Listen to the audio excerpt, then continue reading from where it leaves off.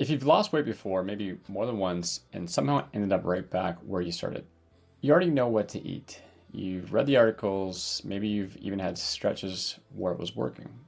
So why does it keep falling apart?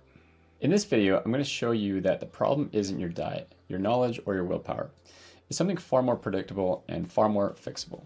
This video is the third in a series on fat loss. The first two were about what to do. This one's about why you keep stopping. So look at this cycle.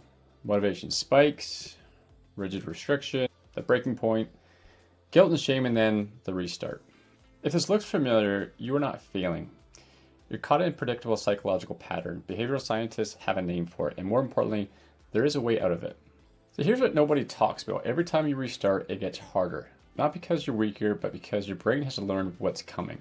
So you have high hope, new strategy, and willpower, and then after your second, third, fifth attempt, you just become exhausted, skeptical, and fear of failure. The goal is not to try again. The goal is to break this loop for good, and that requires understanding why it keeps happening. Here's the core problem. Every time you start a new diet, what are you actually relying on? Motivation, discipline, willpower? And the research is very clear on this. Willpower is not a strategy, it's an emotion. And emotions fade. You can't use a temporary fluctuating emotional state to solve a permanent behavioral challenge. That's not a personal failing, it's just not how the brain works. In the morning, your self-control is high. Rules are easy to follow. You make your breakfast, you track your food, no problem. By midday, something called ego depletion is setting in. Every single decision you make at work, in traffic, with your kids, has drawn from a limited mental resource. And by the evening, you're kind of in default mode. Your brain defaults to the path of least resistance, not because you're weak, because that's exactly what brains do when they're tired. And there's a lot of evidence to support this, not just in the nutrition and fitness space. Studies show that surgeons schedule 33% fewer necessary operations at the end of their shifts. Judges grant parole at drastically lower rates late in the day. This is not a character flaw, this is just neuroscience. But decision fatigue alone doesn't explain the full collapse. There's a second mechanism that makes everything worse, and that's rigid control, the belief that you are either on the plan or off the plan, no middle ground. When your diet has rigid rules like no carbs, no eating after 7, perfect portions every day, you're essentially building an approach on a brittle stick. That means it snaps and everything falls apart. Whereas flexible control looks totally different.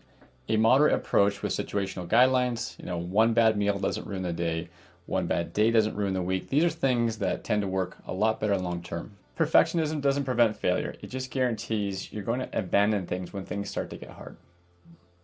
Researchers call this the counter-regulatory effect, but you probably know it as the what the hell effect. So here's how it works. You have one small slip, whether that's a cookie at the office, a missed workout, or a bigger dinner than you planned. On its own, completely meaningless.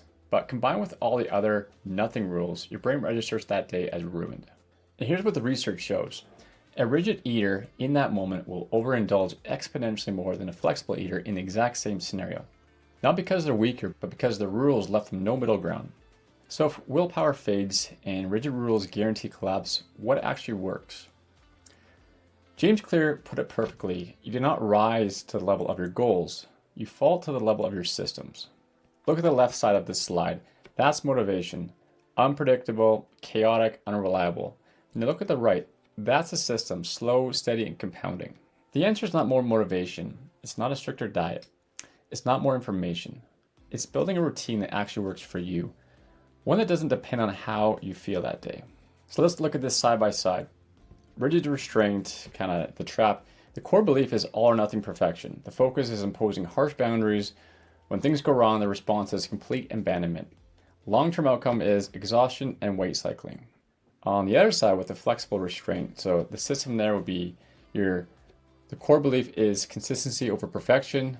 The focus is situational guidelines. When things go wrong, you course correct immediately without guilt. And the long-term outcome is more lasting results and better long-term control.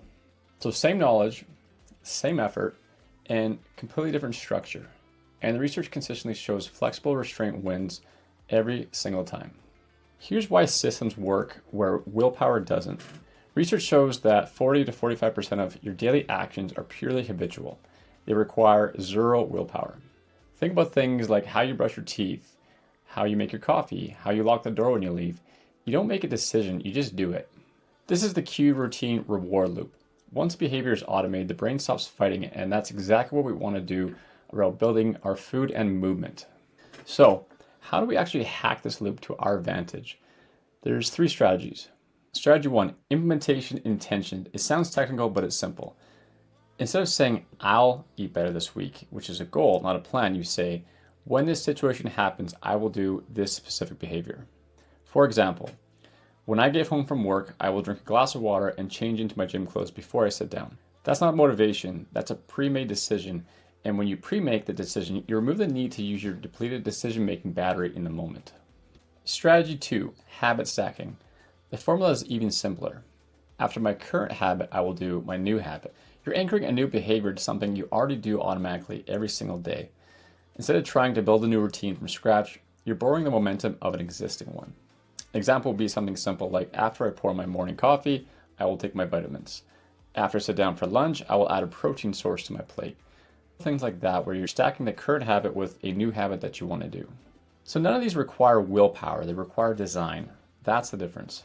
Which brings us to strategy 3, environment design. And this one might be the most powerful of all. High friction means you're relying on willpower to resist a cue. There's a bag of chips in the cupboard, you walk past it, and you have to consciously choose not to eat it. Whereas low friction means removing the cue from the environment entirely. So no chips in the house, no decision required. And the research on this is pretty striking. For example, when fruits and vegetables are placed at eye level in a cafeteria and less healthy options are placed, less convenient locations like lower or way higher than the eye level, consumption patterns change dramatically with 0 willpower involved. So the message there is you can shape your environment to make the default choice the correct choice. When your environment is optimized, you no longer need willpower. Success becomes the path of least resistance. I want to say something clearly before we get to the final slide. If you have tried and failed, you are not broken. You are not lacking willpower. You are simply relying on emotion to do the job of a system. What you've been missing is the structure to apply it consistently, not a stricter diet, not more motivation, structure. That's exactly what the Fat Loss Fundamentals course is built to do. It's free, it's in the description below, and it takes the principles from all 3 of these videos and gives you the actual step-by-step system to apply them. You already know what to do. This course gives you the system to actually do it. If this video was useful, subscribe for more evidence-based nutrition content like this, and I'll see you in the course.